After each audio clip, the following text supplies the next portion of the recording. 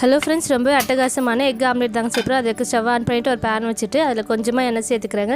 Small சைஸில் cut பண்ண 2 வெங்காயம், ஒரு பெரிய கேரட்டை துருவி எடுத்து வச்சுருக்கேங்க. அதையும் சேர்த்துட்டு மீடியம் ஃப்ளேமில் நல்லா கலந்து விட்டுக்கலாங்க. இது அப்படியே ஆறட்டும். ஒரு ஓரமாக வச்சுக்கிறேன். ஒரு பவுலில் 4 முட்டையை உடச்சி ஊற்றிருக்கேங்க. அதை ஒரு வாட்டி கலந்து விட்டுட்டு இதில் 1/4 டீஸ்பூன் அளவுக்கு மிளகாய்த்தூள், தேவையான அளவு சால்ட்டு சேர்த்துட்டு ஒரு வாட்டி கலந்து விட்டுக்கிறேங்க.